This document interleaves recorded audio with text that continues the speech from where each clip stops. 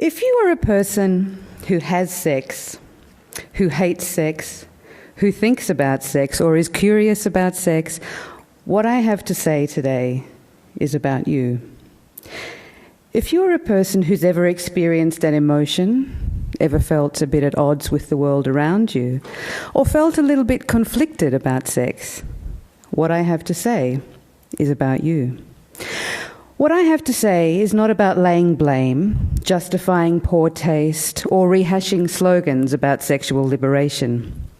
It's not about disenfranchised minorities or defending the direction of mainstream porn, the collective moral compass, if you will.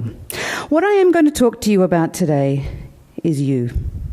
Your experience of sex, the physical component, and sexuality, its function in our lives, and how normal you are in your abnormal experience of it. The discomfort, if you will, and how that is the grain of sand that actually creates the pearl that we refer to as human sexuality.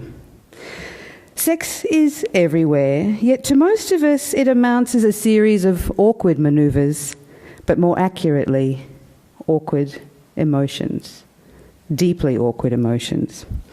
What ideally is a natural expression of life force is ridiculed and distorted or shoehorned into something that we can barely recognise or harness without working through issues of legislation, political correctness, personal shame or anxiety.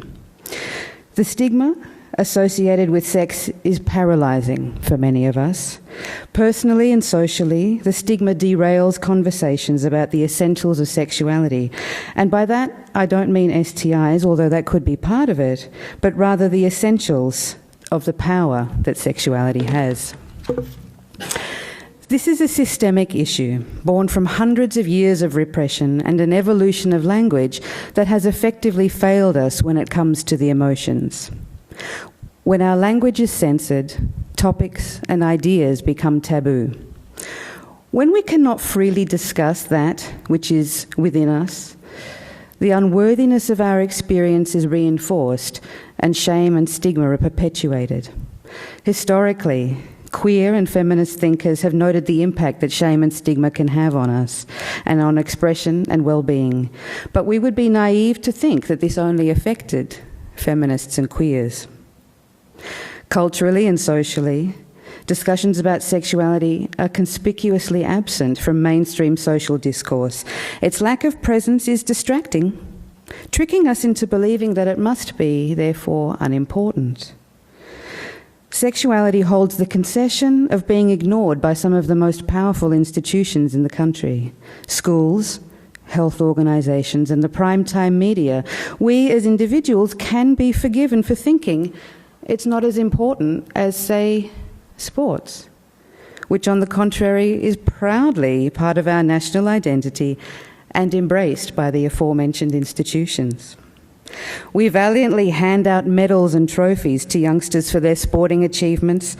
The Sporty Slush Fund is proudly bolstered by big-name corporations to make sure that our little ones have the skills required to kick a ball in a straight line. All in the name of building self-esteem, but they struggle to have a conversation about the value of consent and eroticism. I wonder what kind of world we'd be living in if, alongside sports as a national pastime, we were rewarded for our gallantry in lubricating social discourse, in unburdening pockets of the mental health system, by knowing how to care for our own complex emotional systems, by recognising that rewarding sexuality requires an integration of the body, the mind, and the heart. The notion that the body leads us into danger is inherently the most dangerous idea of all. We are encouraged to value mind over matter and thought over feeling. The result is dissociation, disconnection from self, a lack of self-worth, and a lack of self-trust. The one instrument that we can truly call our own, we are taught to mistrust, that our instincts should not be addressed, but just ignored. Within this, we are constantly reminded that what it is that we are is untrustworthy. With limited avenues to experience ourselves in any other way, we lose connection with ourselves, manifesting in numbness, a lack of vitality, a lack of pleasure, and ultimately in depression. In a culture of ignorance and ignoring, it's easy to blame sex for the shame that we feel in its presence. After all, it's at the heart of so much that we struggle with in life. Love, connection, and intimacy all have a very direct relationship to sex, but we are deluding ourselves if we think that sex is to blame for our inability to prioritise and value it. It's as if it were the subject and we were the object. Blaming pop culture for the billions spent on pursuing it and prohibiting it is like blaming the apple for being connected to the tree. How is it that the muse behind the dominant feature of pop culture, of fashion, of art and music, manages to be almost invisible in daily conversations when in fact everything around us is pointing directly to it? Our fragility, of course, is not limited only to sex. Mainstream media eagerly embraces our contrary relationship with food. We have TV shows dedicated to perfecting the culinary arts immediately alongside shows that remind us we're a nation of fatties. In the same way that we'll discuss sex addiction or pornography or the quest for a pink Viagra, with relative ease, if it's commercial or clinical, we're okay with sex. We'll happily dance at the pointy ends of the spectrum, but we'll see our discomfort fly when we consider stepping into the grey area, our relationship negotiation or sexual taboos, where what we don't like about ourselves comes charging into the spotlight. We have little respect for the grey area between the points because we've never been taught to value it. We silence or legislate against it in order to control it. Yet many Australians' reverence for food means that we regularly overeat. But no one ever talks about banning food, per se. We understand it's about the way that we relate to it, that food is the object and we are the subject. I'd argue that sex is the same. Sex and sexuality distinguish significant relationships and even our identity and status in society. When we live in a vacuum around such important variables that inform our opinions of who we are setting ourselves up for a life of loneliness, isolation, disconnection, and discontent.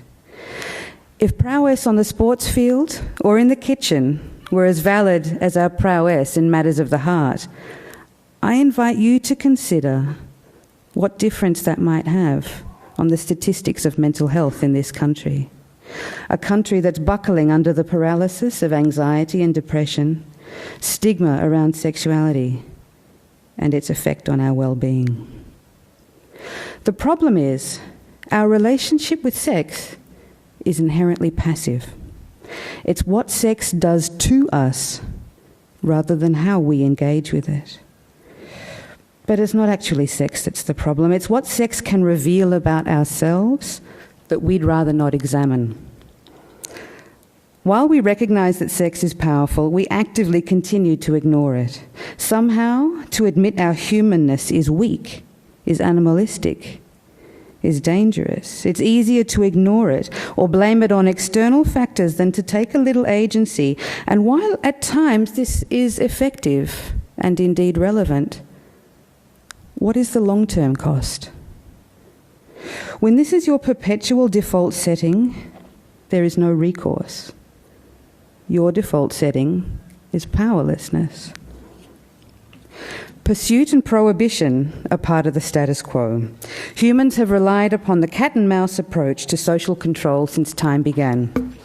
We spend billions supporting the same cat and mouse structures that we've upheld for hundreds of years, only to find it always leads us back to the same place of dissatisfaction and emptiness. So I propose a third alternative, a paradigm-shifting perspective on human sexuality. Let's move towards that which we fear.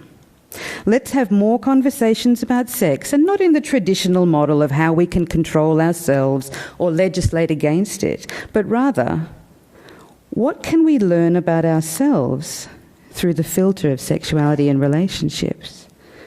What might happen if we made room for discomfort in our lives? If we shifted the focus and saw sexuality as a core learning requirement, like reading and writing, an opportunity for expansion rather than a weapon of stigma, the result would be monumental, one of skill rather than shame. Let's look at it like this. With the ability to read and write, we can work, interact and record information. We can pursue leisure activities and have a degree of independence that makes us able to function as whole human beings. We are able to experience life in ways that would be severely impacted if we couldn't read and write. Would we die without being able to read and write? Of course not. Is it fundamental to our existence? No. But our lives are richer and more meaningful because of it. Imagine if sex were treated the same. From a young age, that we learn step by step how to form connections with our own bodies as tools for communication, like learning to recognize the alphabet, and then slowly learning how to communicate sensations, like being able to create words from the letters that we recognize. From sensations, we can learn to identify feelings and emotions, just like we begin to read and write full sentences.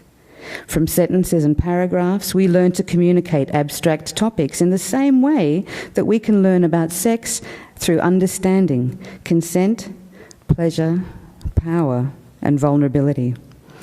Can we live without this? Of course, just like reading and writing. But why would you actively choose a cardboard and rudimentary life over a life of texture and sensation and variety? The problem is that most of us don't know we have a choice. It was never pointed out to us. If we've never been taught to read, books will always be something that other people have. If we've never been taught to read, we'll struggle watching others around us enjoying something that feels so close, but just out of reach. If we are never taught the power, the richness, and indeed the dangers of sexuality, visceral and emotional pleasure will always be something out of our reach, driving us slowly but surely around the bend and leading us further from contentment into disembodiment, frustration, and depression. While we wait for the change to happen, for permission to speak, time passes and nothing changes. If we wait for legislation to enforce this, I fear that we'll be waiting a long time. Consider the actions of the most effective leaders. If they had waited for the right time, if they had waited for permission, maybe nothing would have changed. The difference is that sex affects everyone. Everyone who's ever had sex, rejected sex, been curious about sex, or given up sex, has had a relationship with it. With something that is so widespread, so universal, so fundamental, yet so out of proportion in its value. The only antidote to this epidemic of wasted eroticism is more sex. This revolution is being televised. It's accessible on every computer screen across the planet at any given time. With sexually explicit material being the single most accessible and popular form of information sought on the internet globally, we cannot possibly sit here and pretend that sex is not in the essence of who we are as a species. Mainstream porn and raunch culture take the blame for the sloppy and watered-down interpretations of sexuality that we have today. But really, they are the balloon effect of our lack of ability to engage consciously with this topic. Denying this makes us slaves to stigma. After years and years of denial as our default setting, it's waging war on the pleasure zones of the body, the mind, and the heart. As Australians, we are a nation of doers, and we pride ourselves in battling on. Here is our current battle. Sex is not a puzzle to be solved, but a quest to be seized. There is nothing mysterious about sexual shame. We created it, and it is destroying us. Ignoring sexuality is a choice, absolutely. But let's make it an informed one. Not one that is born from fear and ignorance, but rather one that is born from self-inquiry and personal equilibrium. When your strongest motivator is actually also your blind spot, eroticism can get very, very messy. Having the privilege of working closely with literally thousands of people exploring and learning about sexuality, I have come to this conclusion. The most sexually alert, empowered, and erotically charged people on the planet are least likely to engage in sexual shame-making behaviour. They've worked too damn hard to get the understanding that they have to engage in behaviour that reduces sex to a random set of motor skills left only to chance. We all have the right to fulfilling sex lives, sexual and beyond. Without priorities, we attempted to settle into business as usual, the path of least resistance. If any of what I say resonates with you, I urge you to understand that the elusiveness of sex and sexuality is not your fault. I urge you to understand that you have a choice and that there are alternatives. By prioritising sexual self-inquiry for ourselves, we automatically create permission for others to do the same. Self-care as an act of community service is one of the most powerful agents of social change available to us all.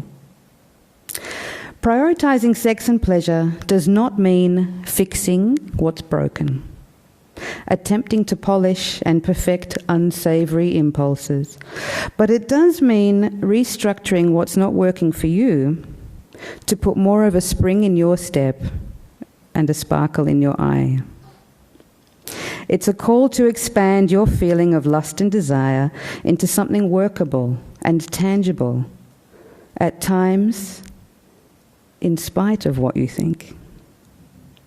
Only you are capable of knowing what you feel as distinct from what you think, and only you know how long you can listen to those two radio frequencies simultaneously before the separation becomes deafening. Thank you very much.